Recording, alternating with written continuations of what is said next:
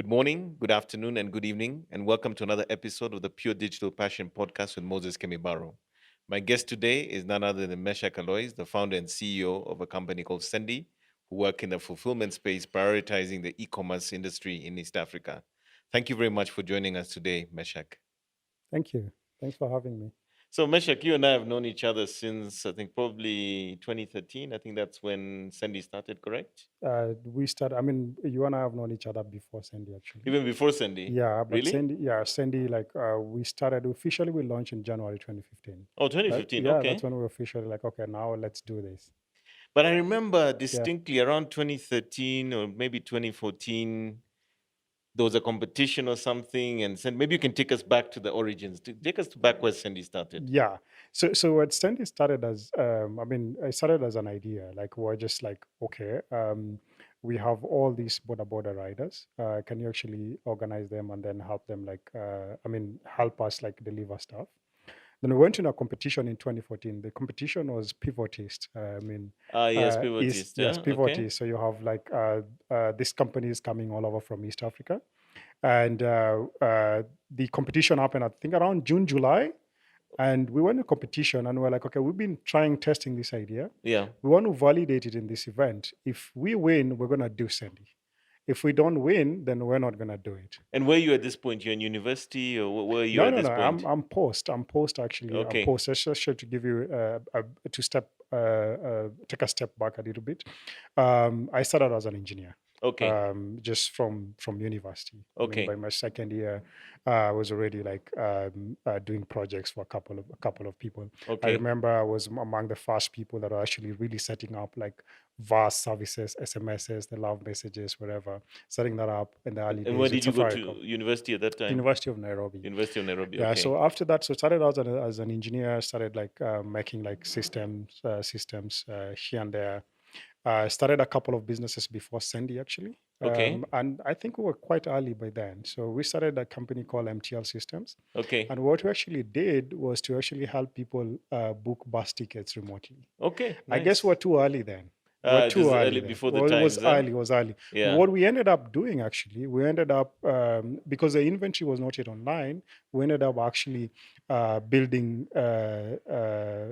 kind of like systems for these guys before that inventory could be Oh, online. okay. So I that's a get you. business we ended up doing. But Okay. that's sort of like how we started. Also used that to actually get some kind of like some insights on what was happening in the logistics space. Okay. One of the things I learned is this bus company, you see them, you think they're actually doing then the business of transporting people.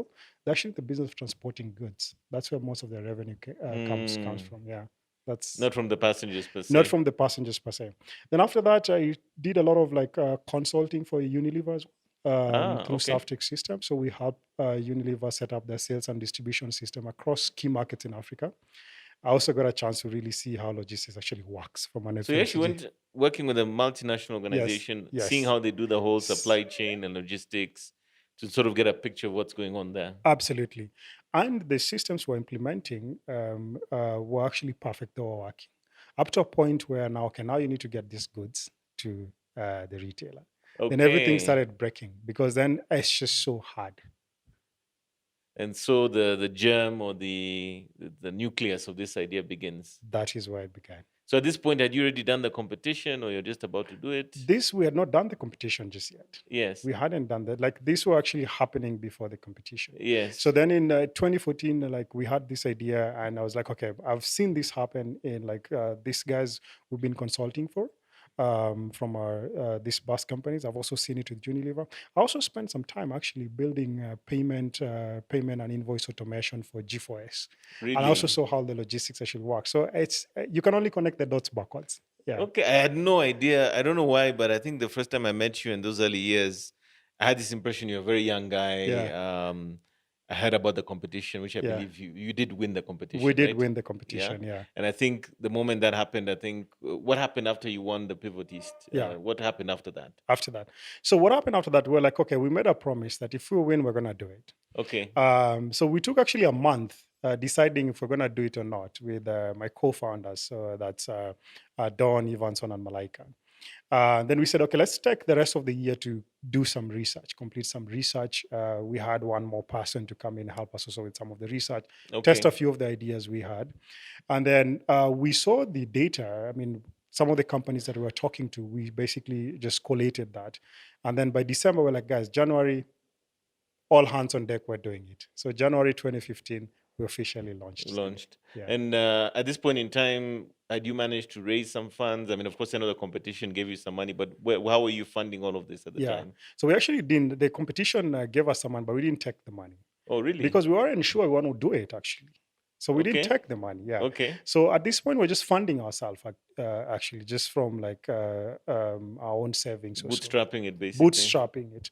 And I think January, between like January 2015 and about like April thereabout, then we raised some seed funding at that point. Okay. First person who actually wrote us a check was an angel investor who you actually used. I mean, he hosted us in his office, called Tom Makakiagi, who wrote Okay. us the first check. Yeah.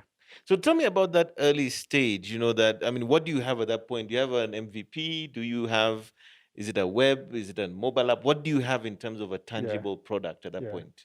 So at that point, we have an MVP. So we have a product that basically works, It's and a we have a mobile few. app, It's a right? mobile app. It's a mobile app. And a web app, actually, both. So we have a Okay. mobile app and a web app. We would go. I remember joking with one of my co-founders.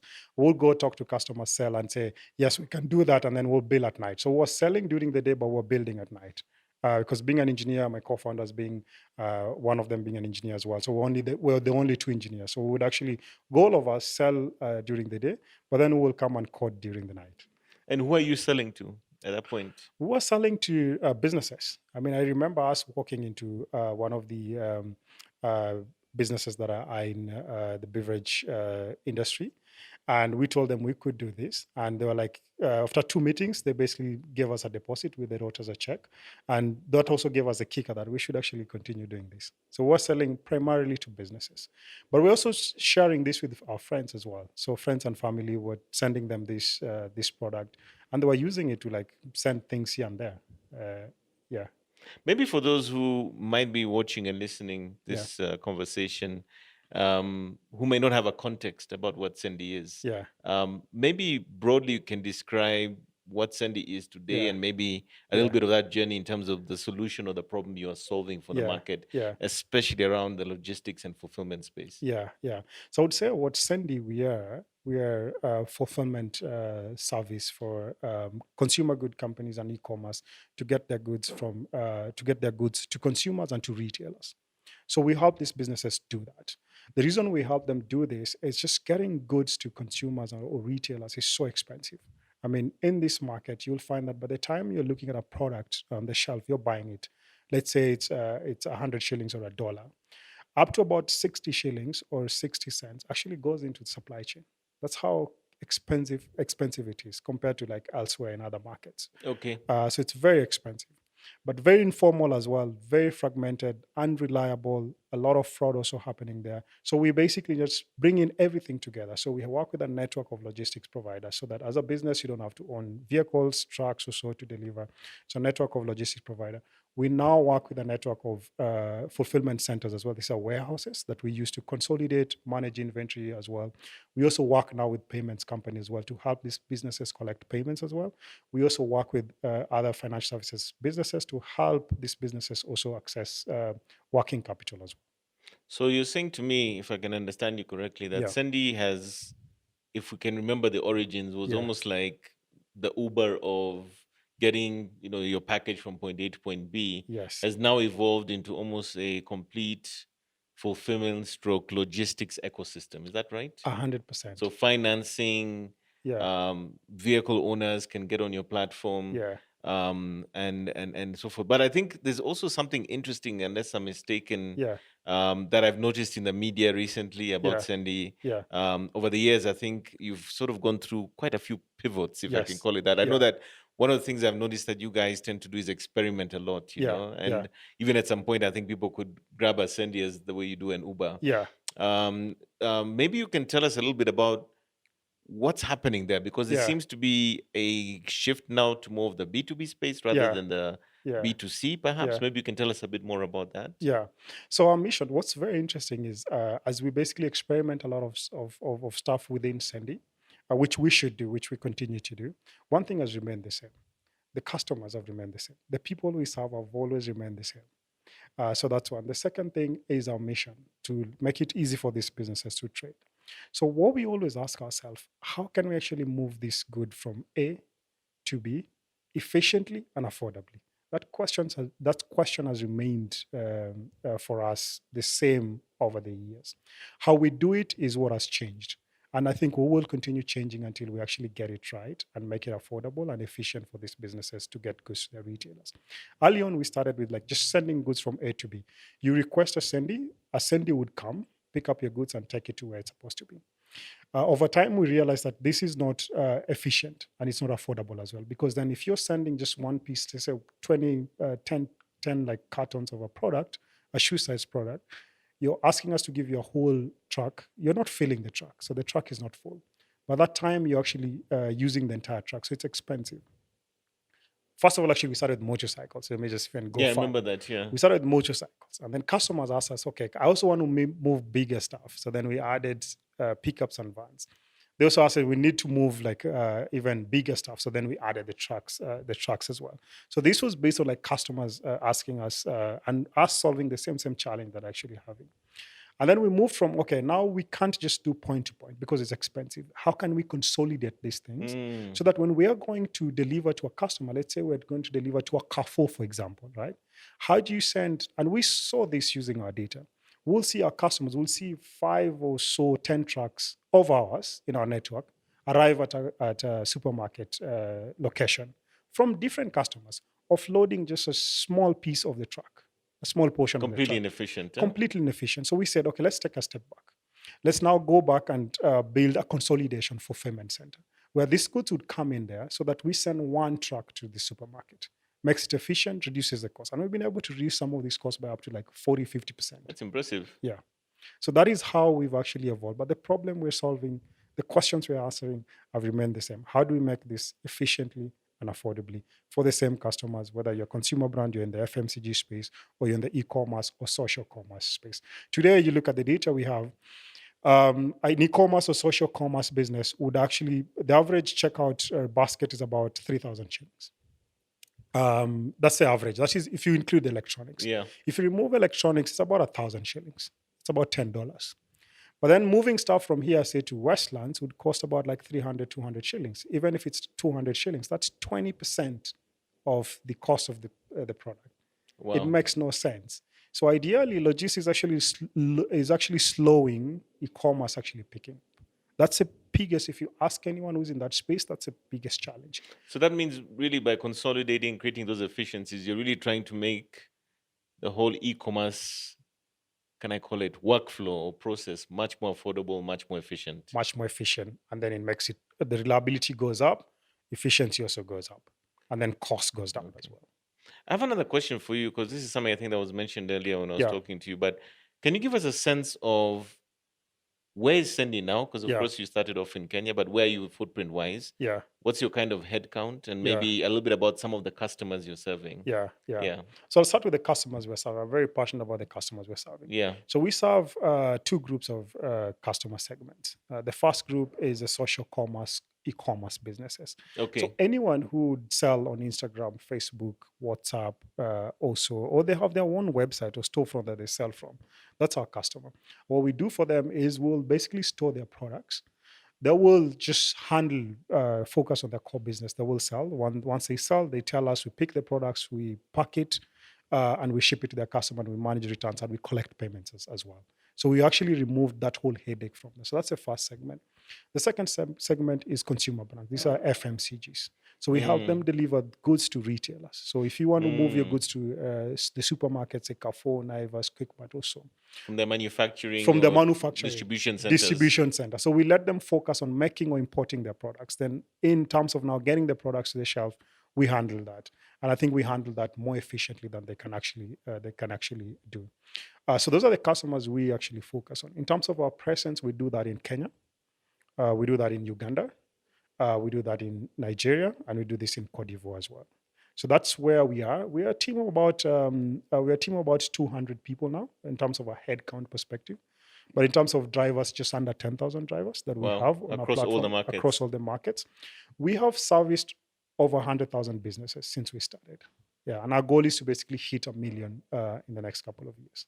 That's impressive. So Yeah, I have to have another question on that because yeah, you don't just get to Nigeria, Cote d'Ivoire, and so forth yeah, in a relatively young company. So I'm yeah, just curious in terms of who are your partners, who are your investors, how are yeah. you able to scale up operations to that extent? Yeah, yeah. So we're very lucky in two ways that we're in an industry that is still growing quite fast. In an industry that is growing probably in some sectors about digits year on year. I mean, if you look at the social commerce sale, for example, they're growing 3 digits year on year. So we're in a Okay. good space. If you look at the FMCGs getting products into retailers, some of the retailers you see here today were not here like 6, 10 years ago. So that's also Mm, growing mm. quite fast. So All we're the new lucky, brands, yeah. all the new brands. So we're quite lucky in that sense. And then from our investor perspective, our shareholders, we're quite lucky to work with a very strong and supportive like investor and shareholder base, the likes of Toyota, for example, through CFO as well. I mean, we have likes of DOB Equity, Goodwill, Enza Capital, Savannah Fund, who actually Okay. were the first fund to actually write as a Yeah, I check, remember that. yeah, Yeah. check in the early days, Vestedwal, Keppel Verod as well. So we have very supportive investor base that actually helps us to build and grow what we're doing. What do you think are some of the key ingredients that seem to have allowed you to scale up and create a business today that is doing, in my estimation, very well? Yeah. I mean, first, it hasn't been easy. It hasn't been easy. I mean, and it's the challenges that actually made us better. But some of the things that we focus on at Sendy is one, we speak to our customers. I Okay. mentioned earlier, our customer base have never changed.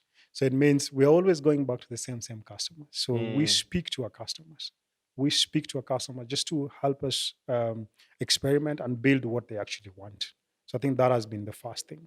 And then the second thing is just making sure that we have the fundamentals of the business and the culture actually making sense. The fundamentals is making sure that every unit actually is sustainable for us, and that's the drive that we're also now seeing globally. So we've been able to like get that right, and then the industry where we are in. So solving for an industry that is massive. In fact, one of the challenges we have at Sendy is that the opportunities are so massive that we have to choose what we begin with. mm, Yeah, I mm, remember a while back you asked me, okay, I have all these things that I need to deliver to my clients, and I was like, we're not quite good at that. But mm. ideally, we should be able to do that. Yeah, we should be able to do that. Get anything that someone wants to move to a customer, get it right. So really choosing one industry at a time, solving the problem, and then move. Like today, we don't do cold chain. I can tell you, we have a long wait list of customers who are waiting for us to deliver stuff that are chilled. Yeah, Wow. So the more and more I'm hearing you, the more and more I feel that you're coming from a B2B prioritization. That is yeah, the segment where I think most of your bread is buttered, if I can use that phrase. Is that correct? that is correct. Is that like 80%, 90% of the business today? That is 100% of our business today. 100%, yeah? 100% of our business today. 100% of our business today, our customers are the businesses. And Mm, then we help these businesses deliver to you as a consumer or to another business as a retailer as well. yeah. And we realize this is where we can make the most impact because then we can bring the cost down so that you as a consumer, when you're going to buy that product, it's much cheaper. So today, a company that sells something worth 500 shillings, we can actually get that delivered to you affordably Okay. at around like say 50 shillings or so, 49 shillings to be precise. And that's affordable. That means you can actually now buy something worth Okay. yeah, So it's a volumes $5. game, it's It's a efficiencies. it's efficiency, it's a volume game. Yeah. And efficiency comes like with the technology that actually rides on that to bring down that Okay. efficiency.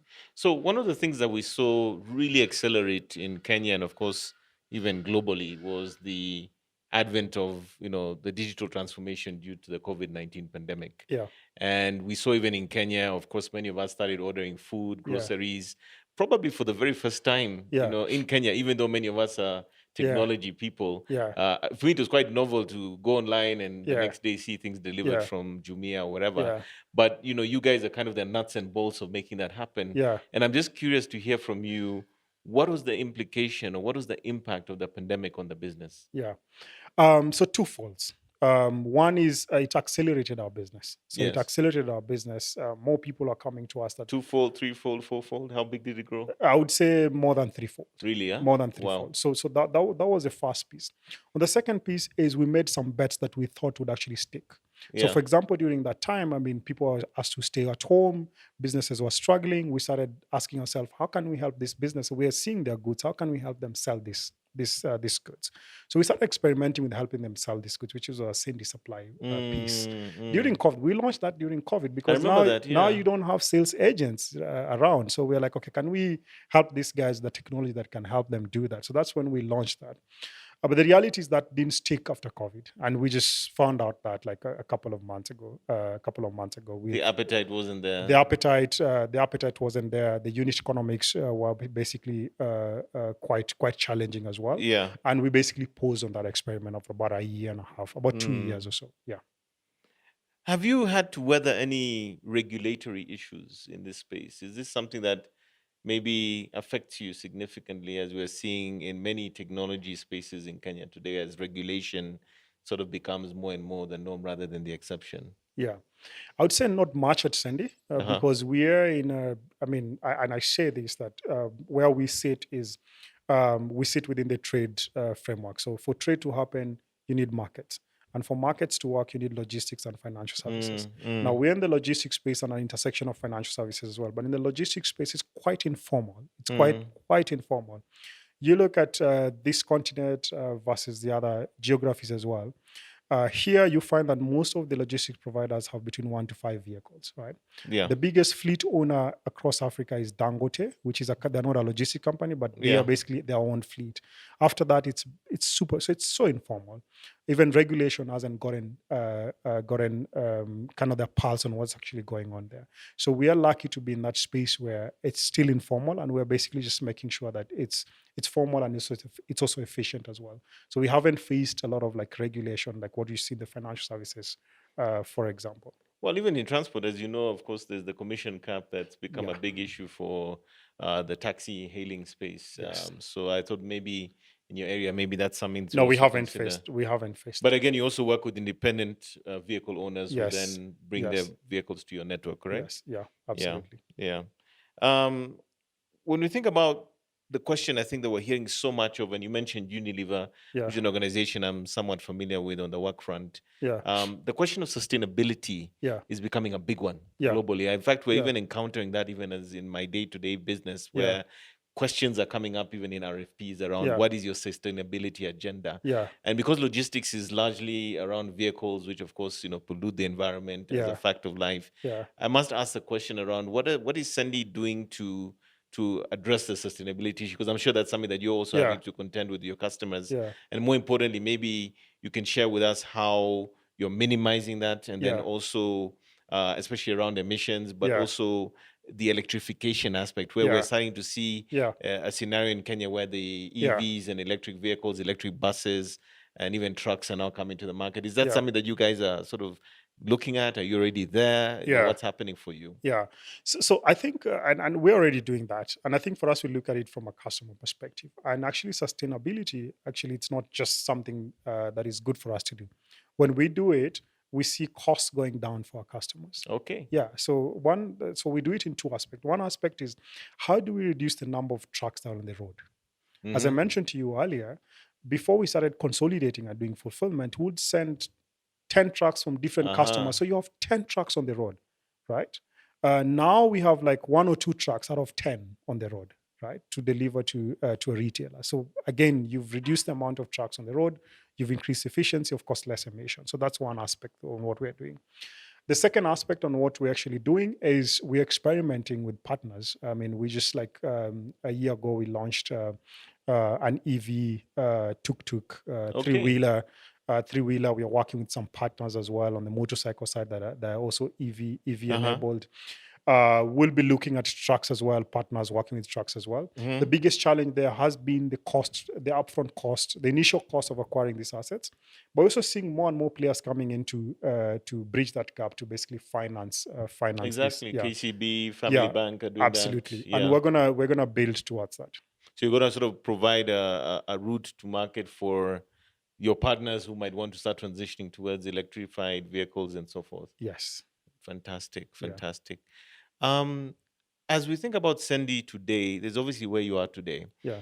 but where does Sendy look like it's going in the next 2 to 5 years? If you look at your crystal ball, Yeah. what are the possibilities that you're seeing in the next 2 to 5 years for Sendy? Yeah. I mean, for us in the next 2 to 5 years is we just want to nail on this mission to make it easy for businesses to trade. I believe, and also at Sendy, we believe that the digital economy presents one of the easiest way for young people. I mean, we're going to have a huge young generation population. I mean, presents the easiest way to actually earn a living. And for Sandy, we want to be able to like bridge that gap, the gap between seeing an opportunity and earning a living from it. We Mm, want to shorten that gap. How we want to shorten that gap is how do we give you the tools to be able to shorten that gaps? That mm, is, first of all, stitching the logistics together. If you want to sell something, you don't want to think about that. Giving the commerce tools to be able to do that. And then also tying in financial services using third parties to be able to help you do that. If we do that, then we're going to make commerce easy to do across the continent. And we're not going to just do it in the 3 4 markets that we're in, but scale into the other markets within the continent as well. We want to be able to actually do to Africa what we've seen Alibaba do for B2B companies in China. And I think we can do it in our lifetime. and what has Alibaba done in China? What Alibaba's done in China is one, make it easy for these businesses to trade with each other, but also outside China as well. I mean, today, if you want to buy something from China, you're probably going to go to Alibaba, right? Mm-hmm. They've just basically removed the barriers for a business, as a small manufacturing business or processing or assembly business, to actually get their products to market. And Fantastic. primarily, that has been on the logistics piece. So it's amazing to think that we're sitting here, I think probably 7, 8 years since I first met you. Yeah, And I can see this progression and what has happened with this business. And I'm just curious if there's some anecdotes or things you might want to share that you have learned from the process of creating a startup essentially from very, very basic and small beginnings to a company now that's in 4 markets with over 200 people yeah, and 10,000 plus, yeah. vehicles or drivers in the markets.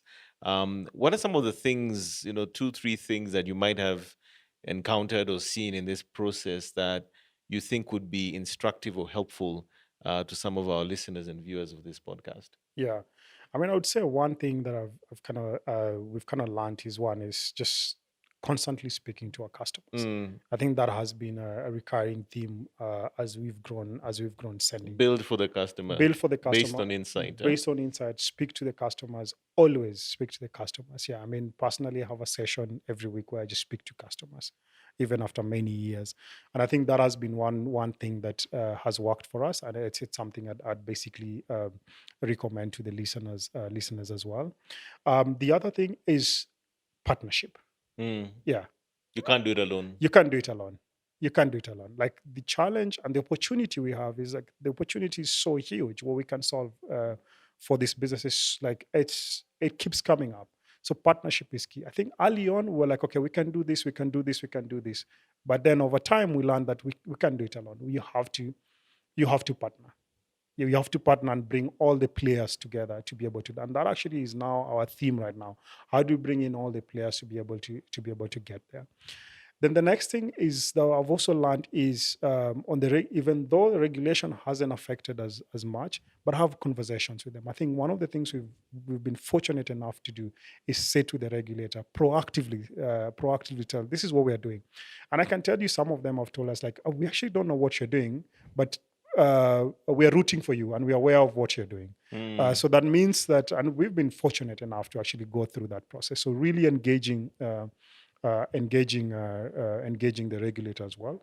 And lastly, and I know it might tie back to what I've just said on speaking to customers, but actually being where the operation actually happens.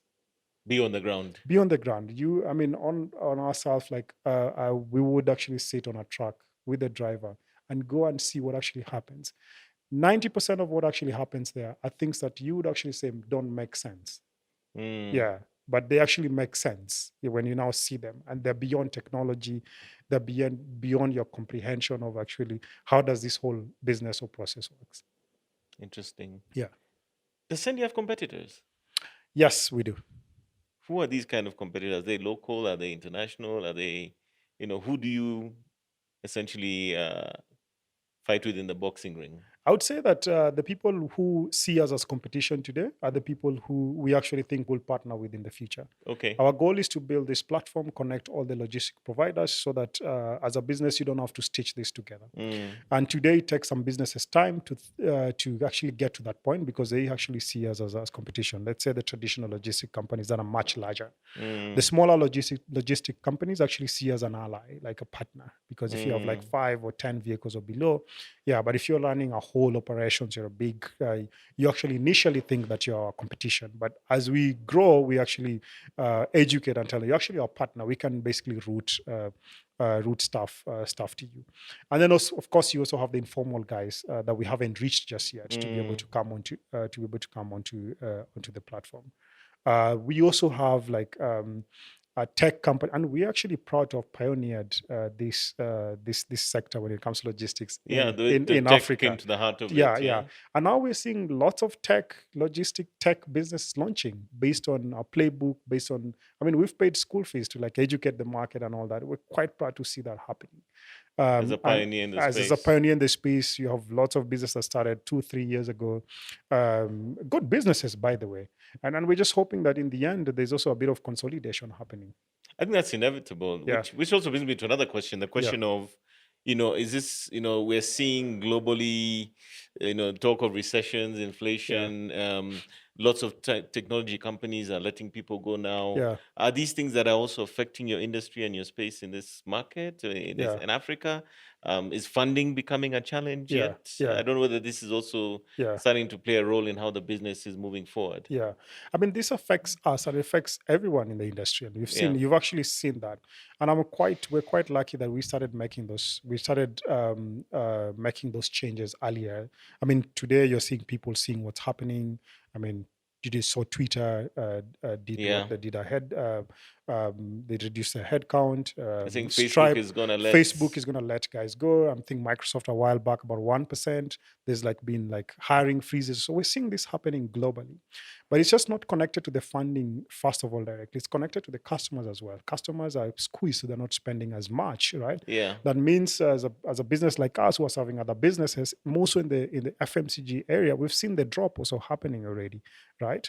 And then now that also connects to the funding, the capital markets as well. The capital Mm, market has crashed. I mean, I was telling someone that you look at Shopify market cap for the last one year, it's dropped from about 300 billion to about like 30 billion.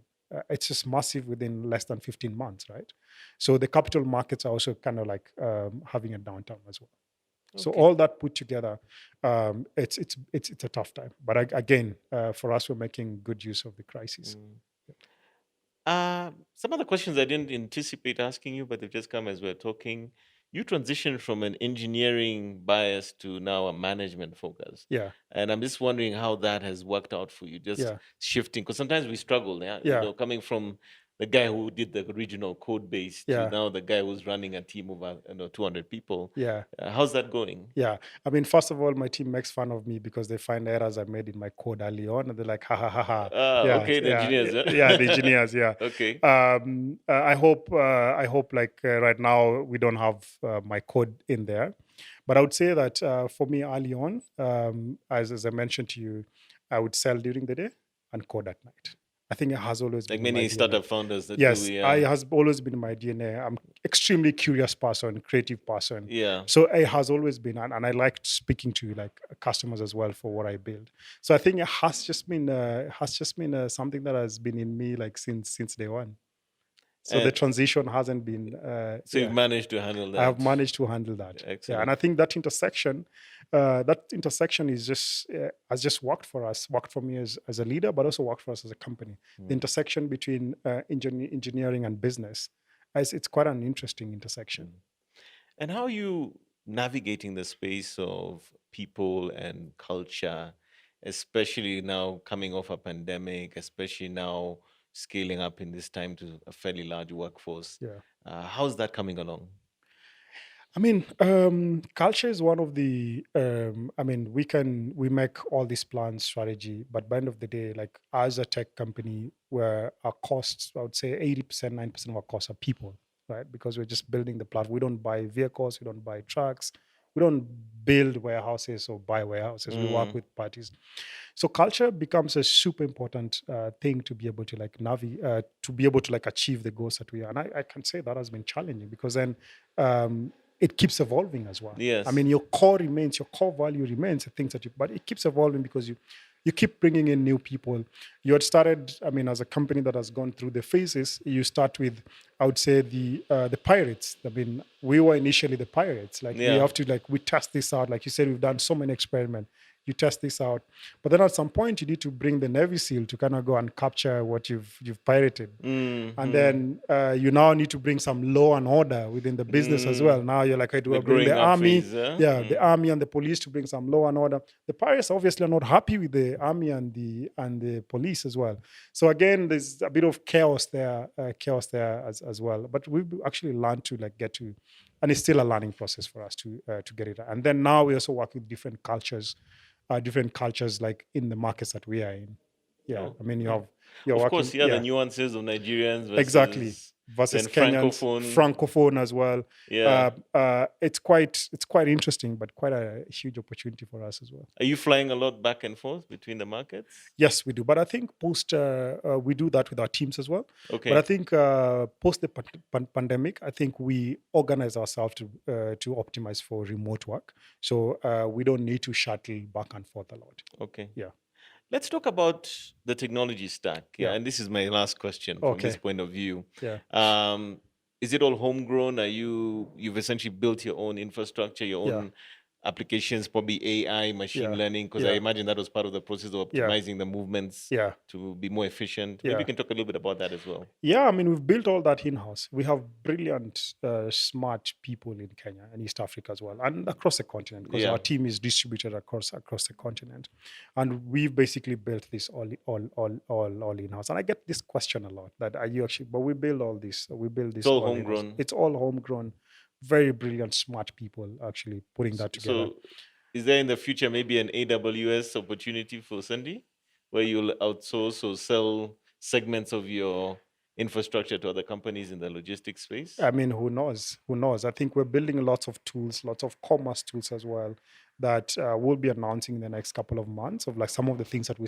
want to start pushing out to. Ah, We okay. want to start pushing out to the ecosystem or to also our customers as So well. APIs, automation, Or integration. APIs, automation, integrations as well. Some of the tools that we think are now easy for us to like provision and give it to Okay. and So it's give for it the merchants and all these from people. all these people so that we start now looking at our model also from similar to what you say Amazon and AWS from a software perspective, just start now churning that out as well because we've built all the foundation and the infrastructure to be able Fantastic. to do that. Fantastic. Yeah, Well, Meshack, thank you so much. It's been a pleasure. I thank feel you. like we need to do a part two of this. I really want to dig into the tech side of this. Excellent. But thank you so much for joining us for Pure Digital Passion today. Thank you for having me today. Yeah. Yeah, And excellent. also, viewers and our listeners, thank you for being with us today.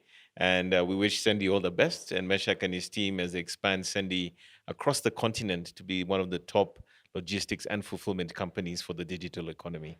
Asante sana. Excellent.